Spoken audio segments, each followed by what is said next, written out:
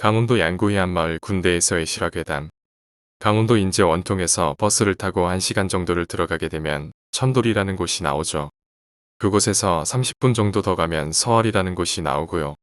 그곳은 제가 군 생활을 했던 곳으로 그곳에서 약 30분 정도 더 들어가게 되면 해안마을이라고 나옵니다. 맞나 모르겠네요. 뱀이 하도 많아서 돼지를 풀어놨더니 돼지가 뱀을 먹고 어뢰 평화가 왔다 해서 해안이라는 이름을 붙였다는데 그때까지는 돼지 그러면 돼지 돈이라는 한문만 있는 줄 알았답니다. 돼지에 맞는지는 모르겠지만 아마 저 뜻이 맞을 겁니다. 일명 펀치볼이라고도 불렸고요. 권투 선수들이 쓰는 트레이닝 도구 말고 펀치를 담아놓은 유리잔을 지칭하는 표현이었죠.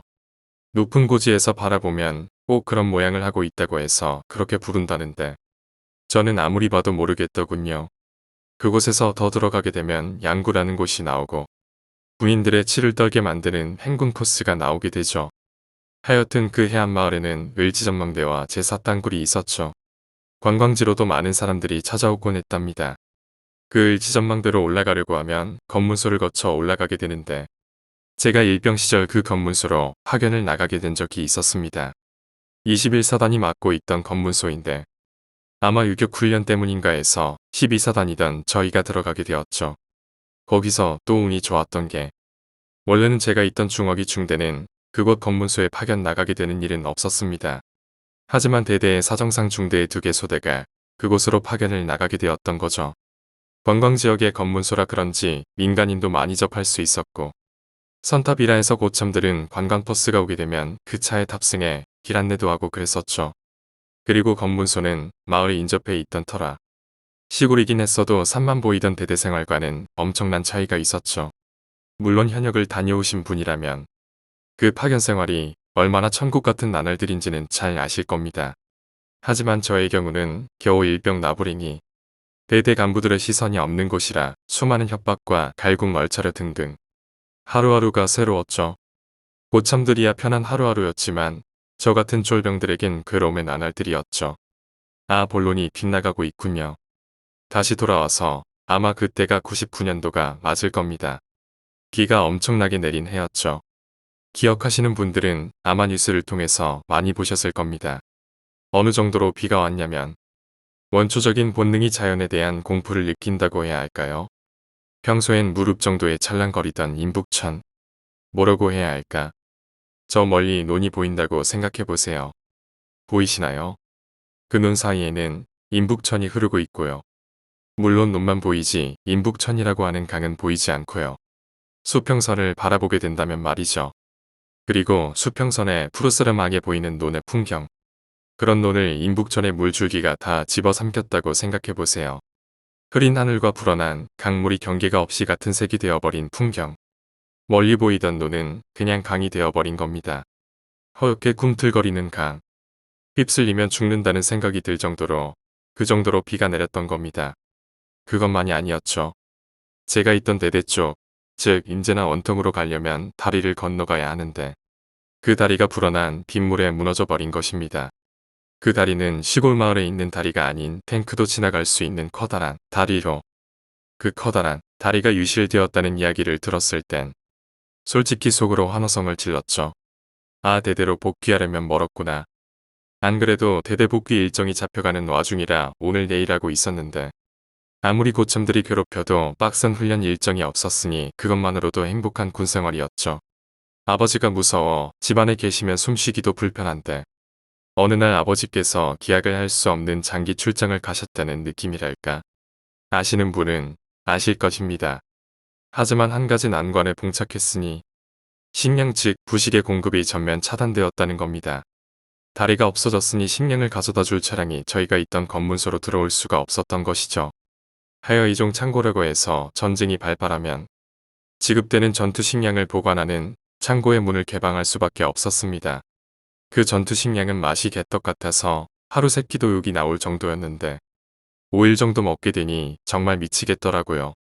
그러던 와중에 홍수 예방 대책을 위해 대민 지원을 나가게 되었는데 그 대가로 라면 한 상자씩을 얻어 올 수 있는 일거리였죠. 거짓말 조금 보태서 빗방울 하나가 손가락 마디만 한 폭우 속에서 물에 젖을 대로 젖어버린 모래주머니를 들고 허리까지 차오는 물속에서 모래주머니 벽을 만들던 생각이 나네요. 대가는 라면 한 상자.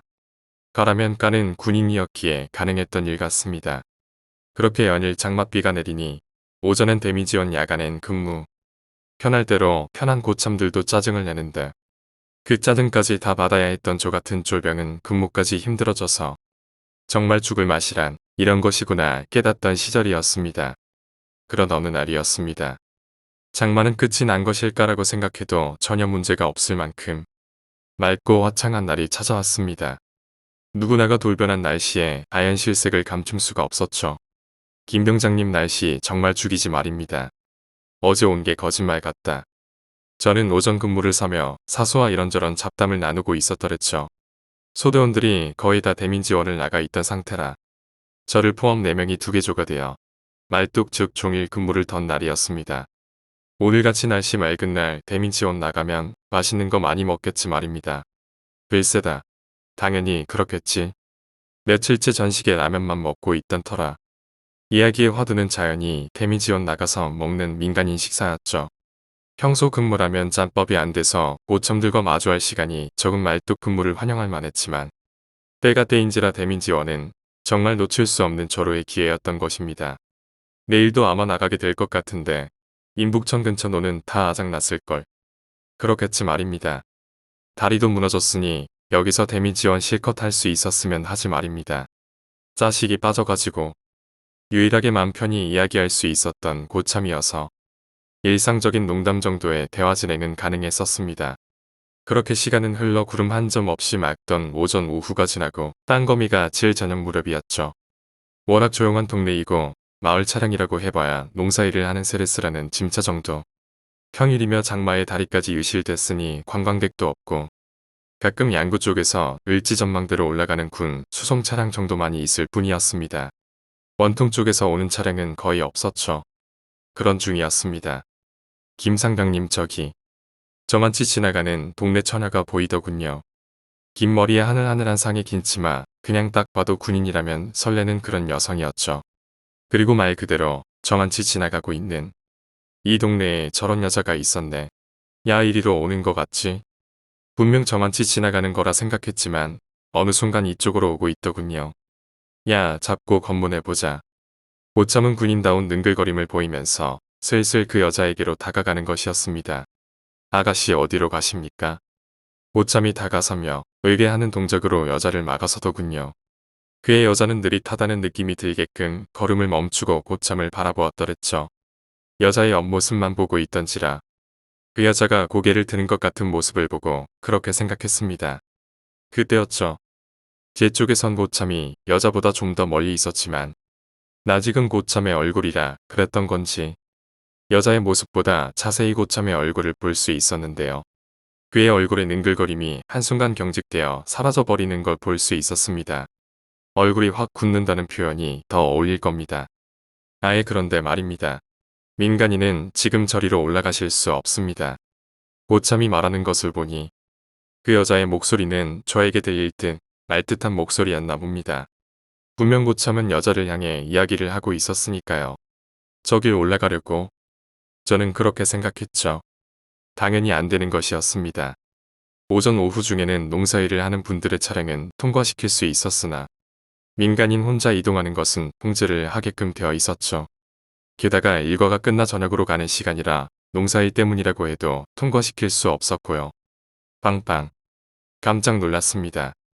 갑자기 자동차 경적 소리가 뒤통수를 후려갈기더군요. 경적 소리가 그렇게 크게 들리는 것은 처음인 것 같았어요. 화들짝 놀라 돌아보니 포터 차량이 아직은 환한 시간인데도 라이트를 번쩍거리며 이쪽으로 오고 있더군요. 야 박일병. 근무는 잘 섰냐? 충성. 대민 지원 나갔던 고참들을 태운 차량이었습니다. 얼굴엔 하나같이 싱글벙글 웃음이 피어 있었더랬죠. 누군가는 벌겋게 달아오른 얼굴을 하고 있었고요. 아마 주민들이 주는 소주나 막걸리를 사양 않고 받아 마신 모습이었죠. 저는 포터에 잔뜩 타고 있는 고참들을 향해 경례를 하고 저만치 설 자리를 찾는 포터를 향해 다가갔습니다. 별일 없었지 말입니다. 그래, 오늘은 관광차 안 오던 올 리가 있겠습니까? 하긴 그렇지. 우리 없는 새에 왔으면 박일병 선탑 한번 해보는 거였는데 말이야. 김상병님 계시는데 제가 어찌. 가벼운 대화가 오가고 저는 방금 전 일이 번뜩 생각나서 사수가 있던 자리를 향해 고개를 돌렸습니다. 사수는 천천히 자신의 자리로 돌아오는 중이었죠. 야 쏘가리한테 우리 술 마신 거 말하면 뒤진다. 말할 리가 있겠습니까? 구소초장님은 알고 계시니까 하여간 꼭 다물고 있어라. 알겠습니다. 얼굴들이 하나같이 노을빛에 물들어 벌겋게 되어 있었는데 아마 술 때문에 그랬겠죠. 차량에서 내린 고참들은 시끌벅적 막사 안으로 들어가고 잠깐 동안 시끄럽던 주인은 다시 고요를 되찾았습니다. 저는 제자리로 돌아와 방금 전 고참들을 태우고 왔던 차량의 번호판을 일지에다 적고 경계총 자세를 취했죠. 그런데 뭔가 계속 신경이 쓰이는 게 있었는데 바로 제 사수 김상병의 모습이었죠. 김상병님. 응? 뭔가를 생각하는 모습이었습니다.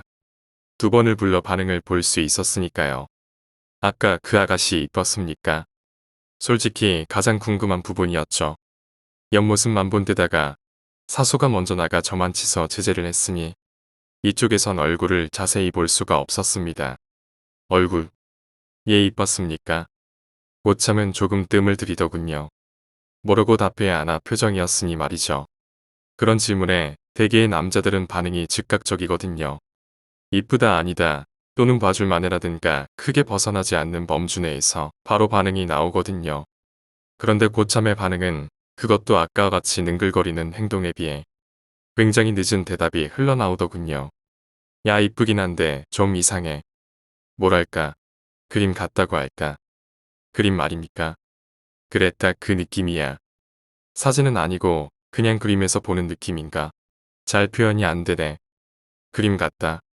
솔직히 뭔 말인지 이해가 잘 안 가더군요. 나중에 알게 될 그 일이 일어나기 전까진 말이죠. 그날은 정말 일생에서 운이 없는 날 중 단연 베스트 감이었습니다.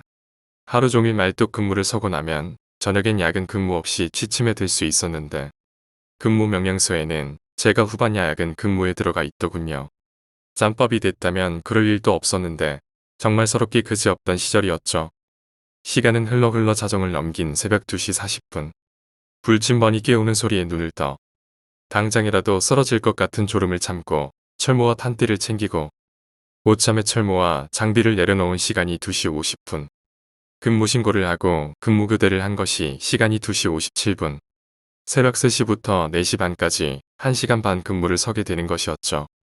사수는 낮 동안 같이 근무한 김상병이 아닌 데미지원을 나갔다 온 최병장이었습니다. 어후, 낮에 마신 술이 아직도 안 깬다. 많이 드셨습니까? 말도 마. 오래간만에 술 좀 먹보니까 막 들이부었어. 너도 나중에 내 짭밥들 봐라. 데미지원 같은 거 있으면 1순위라니까. 저도 빨리 그런 날이 왔으면 좋겠습니다. 자식이 빠져가지고. 대구에서 태어나 쭉 대구에서만 살았다던 최병장. 가끔 히스테리를 부리는 것을 제외하면 사람 좋은 고참이었죠. 제 외가가 대구인지라 그리 멀게 느껴지지도 않았고 희한하게 제가 있던 중대에는 경상도 사내들이 많았기에 더더욱 친밀하게 느껴지곤 했죠. 그렇게 비몽사몽간의 근무를 서기를 약 10분 만에 정신은 조금씩 맑아졌고 최병장이 대민 지원 나가서 있었던 일들을 이야기해줬던 덕에 시간은 어느새 새벽 4시를 지나가고 있었죠. 최병장님 아까 복귀하시면서 보셨습니까? 뭐? 김상병이 어떤 아가씨 검문하는 거 말입니다. 김상병이 걔 왜 검문했는데?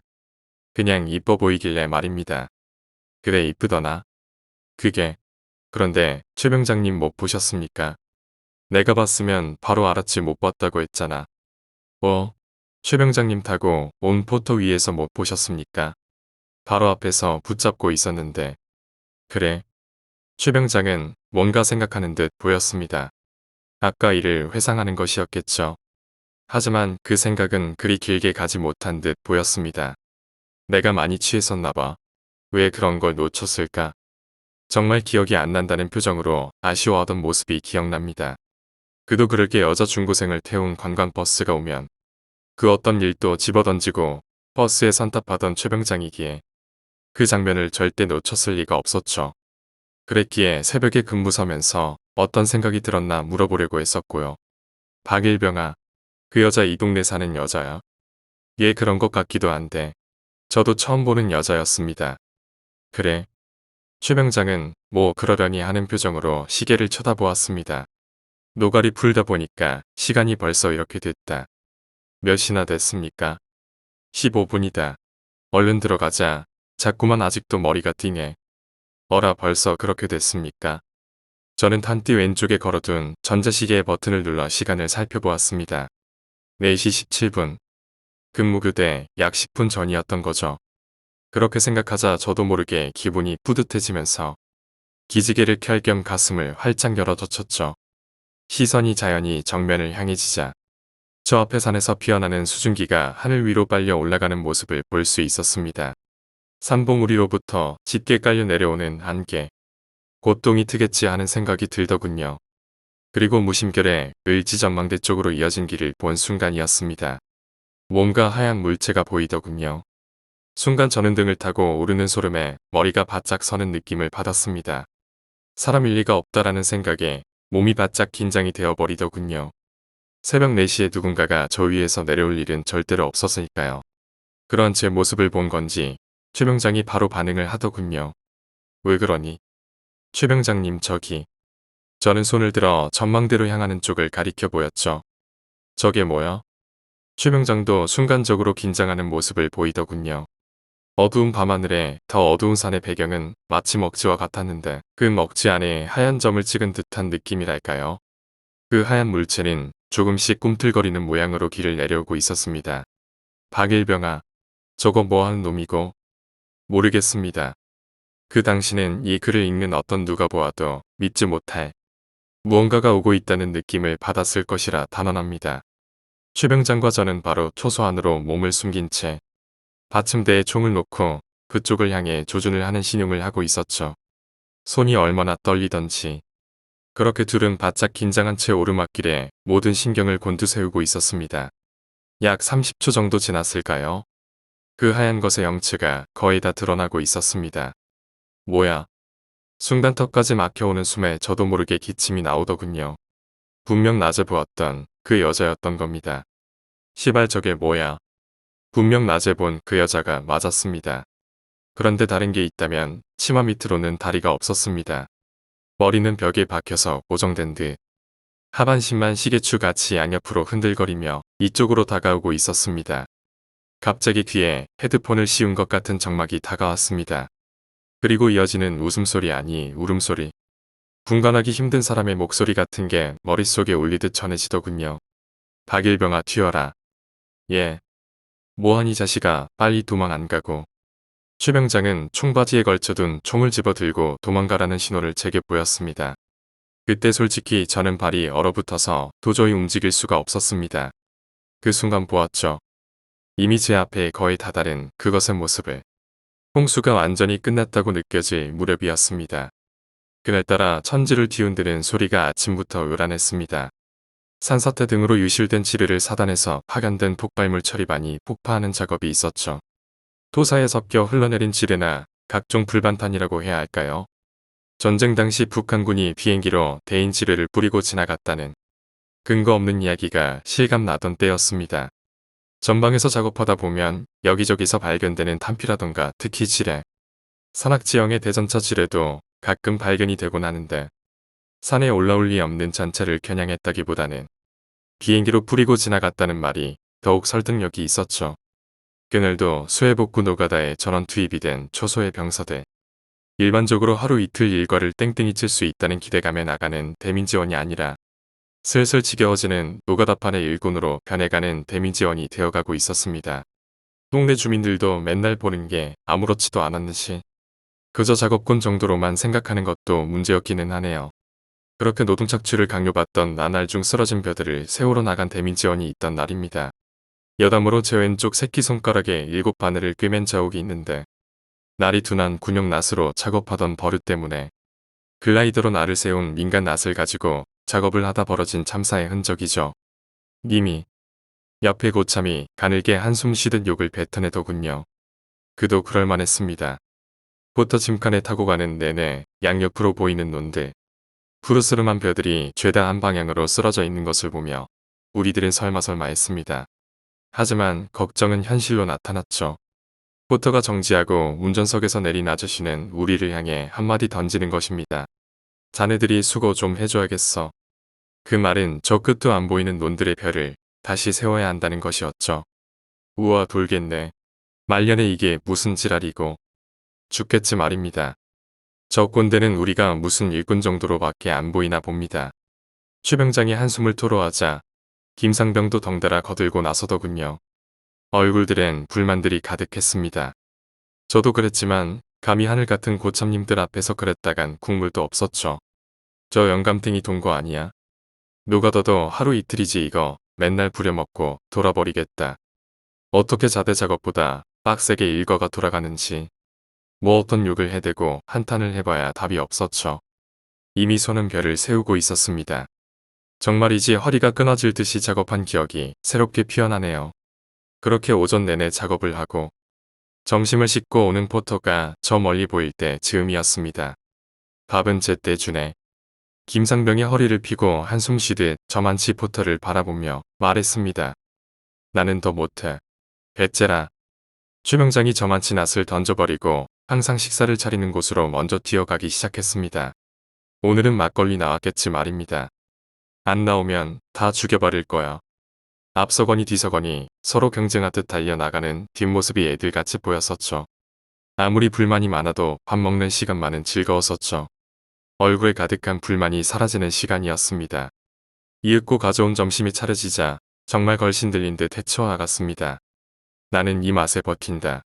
저도 말입니다. 자리를 깔고 둘러앉은 10여 명의 군인들 사이에 놓인 음식들은 정말 순식간에 사라져갔습니다. 근데 아저씨는 왜 안 가는 거예요? 최병장이 우리들을 매일 태워다주는 포터 운전사 아저씨를 보고 대뜸 묻더군요. 아 오늘은 거들어야지. 웬일이십니까? 일을 다 하려 하시고. 저는 포터 운전수라고 생각했는데. 어허. 나도 할 땐 하는 사람이야. 다른 일이 바빠서 그렇지. 뭐가 바쁜데요? 있어 그런 게. 논만이 아냐. 하우스니 뭐니 해서 이번에 다 박살났다고. 그러실까? 최병장은 괜히 물어봤다는 표정이었습니다. 그렇게 대충 식사가 마무리되어 가고 가져온 막걸리들을 해치우는 중이었지요. 아저씨도 한 사발 하실랍니까? 안 돼. 운전해야지. 세게 손을 젓는 아저씨. 뭐 어떻습니까? 경찰들이 있는 것도 아닌데. 그래도 안 돼. 마실 것 같으면 벌써 마셨지. 그래요? 알겠습니다. 그러곤 최병장은 놀리듯 벌컥 들이마셔 버리더군요. 아저씨는 씁쓸한 표정으로 담배를 한 개비 무시더군요. 그때였습니다. 저 멀리 산에서 소리가 들리고 조금 있다가 연기가 올라오기 시작하더군요. 조심해야지. 담배를 한 모금 들이마시던 아저씨. 지뢰 때문에 사람 많이 다쳤어. 이번에도 다치는 사람이 나올지 몰라. 눈에 보이는 듯 말씀하시는 아저씨. 젊은 사람이 죽은 적도 있어. 외지 사람이었는데 운이 없었지. 젊은 사람 말입니까? 김상병이 대뜸 묻고 나서더군요. 뭔가 알고 있는 표정이랄까. 연관된 무언가를 확인하려고 하던 표정이었습니다. 그래 젊은 여자였어. 젊은 여자요? 운도 진짜 더럽게 없었지. 아저씨는 회상하듯 그때 이야기를 들려주었습니다. 3년 전인가 여름 몽수가 지나고 단풍이 질 무렵이었답니다. 그때 즈음이면 을지전망대에 관광객이 한참 몰려들 때라 하시더군요. 그래서 마을은 특수를 누릴 정도는 아니었지만 을지전망대에서 딴굴로 들어가거나 내려올 때 잠깐 휴식을 취할 때면 마을 여기저기에 외지 사람들이 많아지곤 했었답니다. 그래봐야 시골 깡촌에 뭐 볼 게 있는지. 놀러온 사람들은 대개 도시 사람들이어서 마냥 신기했던 모양이야. 아저씨의 말 그대로 우리가 보는 해안마을은 그냥 깡촌이었습니다. 그 사람들 중에는 여기서 며칠 묵고 가던 사람들이 있기도 했어. 그러고 보니 마을 듬성듬성 여인숙이라는 간판을 볼 때가 있었는데 누굴 상대로 장사하나 싶어 궁금하기도 했었죠. 그 젊은 여자도 그런 사람 중에 한 명이었는데 아저씨의 말은 이랬습니다. 자가용을 타고 을지전망대로 가는 길에 이 마을에 머물렀던 여자였다고 하네요. 뚜렷하게 기억할 수 있었던 것은 타고 온 자가용이 빨간색 스포츠카여서 더욱 인상 깊게 남았었다고 하네요. 동네 노친네들이 수근덕거리던 게 기억나네. 빨간 차가 얼마나 눈에 띄었겠어. 거기에다 자기 머리통만 한 사진기를 목에 메고 다녔는데 딱 봐도 외지인이라 광고하고 다니는 모양이었지. 모습이 대충 상상이 갔습니다. 그때였죠. 김상병이 대뜸 아저씨께 물어오더랍니다. 아저씨 혹시 이렇게 생긴 여자였던가요? 김상병은 이래저래 모습을 설명했습니다. 그런 거 같기도 하고. 아닌가요? 아닌 거 같기도 한데. 근데 자네도 아는 여자인가? 아니요. 김상병의 이야기를 듣던 저는 번뜩 그날의 일이 스쳐 지나갔습니다. 묘사된 모습은 분명 그날 김상병이 검문했던 그 여자였죠. 그러고 보니 아저씨는 손바닥을 치며 김상병을 놀란 눈으로 쳐다보았습니다. 맞아. 그런 술 본 적이 있지. 김상병의 눈은 약간 놀란 빛을 띠고 있었습니다. 그 여자가 여기에 한 5일 정도 머문 것 같아. 항상 가벼워 보이는 상의에 청바지여서 그렇게 동네 이곳저곳 사진을 찍고 다녔었는데 아저씨는 잠시 생각을 하는 모습이었습니다. 사고가 난 게 어느 날 저녁 무렵이었을 거야. 사고라뇨? 뭐긴. 지뢰 사고지. 그럼 그 여자가. 그래. 아저씨는 말을 이었습니다. 원래는 근무를 서는 군인들 때문에 의지 전망대로 올라가는 길엔 절대로 민간인 혼자 도보로 올라갈 수가 없었습니다. 엄밀히 따지자면 군사지역이니까요. 그런데 꼭 그 규칙이 지켜지지는 않는 모양이었습니다. 경계를 서던 조병들을 잘 구슬려서 혼자서 길을 따라 올라간 모양이었습니다. 군인들도 남자니 어쩔 수가 없었던 것이었겠죠. 사진을 좀 찍고 내려오겠다고 하고 올라간 모양이었습니다. 그렇게 여자 혼자 올려보냈고 사고는 일어났던 것이랍니다. 사고가 난 지역은 아스팔트 진입로랑은 거리가 먼 멀리 떨어진 산에서였다는군요. 나중에 예측하기를 단풍 사진을 찍으러 지뢰 지역을 통과했던 모양입니다. 그래서 피할 수 없는 사고는 일어나게 되었고 여자는 그 자리에서 죽고 말았다는 것이지요. 참 안 됐어. 지뢰를 밟고 하반신이 날아간 모양이야. 바로 즉사하지는 못하고 과다출혈에 의한 쇼크사라나. 어쨌든 지뢰 사고지. 왠지 술맛이 떨어지는 기분이었습니다. 그날 새벽에 있던 일들이 기억이 나고 그 한낮에 으스스한 공포를 맛보는 중이었으니까요. 그리고 자네가 말한 생김새 어디서 봤는가 싶었는데 그게 꼭발이 있고 지뢰가 터진 사고 현장에서 약 10m 떨어진 곳에서 여자의 시체를 발견할 수 있었답니다. 즉사하지 못하고 고통 속에 몸을 끌고 이동했던 모양이더랍니다. 직접 본 것은 아니지만 나중에 들은 현장 검사 후문이 그랬다는군요. 시체를 발견 당시 얼굴이나 몸의 형체를 거의 알아보기 힘들어서 투숙하던 곳에 놓인 신분증이나 기타 물건들을 회수했는데 그 중에 나온 필름을 현상한 사진으로 동네 주민들의 증언을 받았다고 하네요. 풍경이 찍힌 사진들 중에 누군가 찍어준 사진 하나가 김상병이 말한 인상착의와 비슷했다고 말씀해 주시더군요. 애들이나 말하는 장난이라 생각했는데 예, 동네 애들이 잘 가는 흉과 비슷한 게 있어. 저기에 손끝이 가리키는 방향은 저희가 경계를 서는 방향이었습니다. 거기서 그 여자 귀신이 나온다고 애들이 동네방네 떠들고 다녔는데 진짜인 모양이었구먼. 김상병의 표정은 실감나게 두려운 표정이었죠. 그럴만도 한 게 귀신을 잡고 건물을 하려는 수작을 부렸으니 김상병이 본 그 여자가 왠지 그림 같다는 이야기가 이해가 되기도 했습니다. 사진 속의 모습이 죽어서도 기억에 남는 건가라는 생각이 들더군요. 저희가 교육받은 것은 발목 지뢰로는 하반신을 다 날리기 어려울 거라 생각했는데 누군가가 중얼거리듯 이야기하더군요. 아냐, 굉장히 큰 지뢰였나봐. 큰 지뢰요. 대전차 지뢰인가? 그게 사람이 밟아서 터질 일이 없는데. 나도 잘 모르지. 폭탄이라는 이야기도 있고 그런 자세한 이야기는 잘 몰라. 워낙 통제가 심해서 다들 그런 사고가 나면 지뢰를 밟았거니 그렇게 생각해버리는 거야. 나도 그렇고 하여튼 자네들도 조심해. 홍수 후에 꼭 사고가 발생하니까. 그러고 보니 사고 전파 소식 중엔 산으로 약초를 캐러 올라가던 민간인이 지뢰를 밟고 발목이 절단된 사고라던가 하는 것들을 가끔 접할 수 있었습니다. 특히 봄가을 집중 진지공사 기간엔 더더욱 경계가 심해지곤 했죠. 그렇게 사건의 진상 비슷한 것을 알 수가 있었습니다. 사건 당일부터 새벽 근무 시간에 3명이 근무를 서는 아주 불편한 풍경이 연출이 되었답니다. 물론 소대장의 머리에서 나온 것이었고 공부보다도 근무 시간이 자주 돌아오는 피곤함에 대한 분노가 그 후로는 보지 못한 그 여자 귀신에 대해 퍼부어지기도 했죠.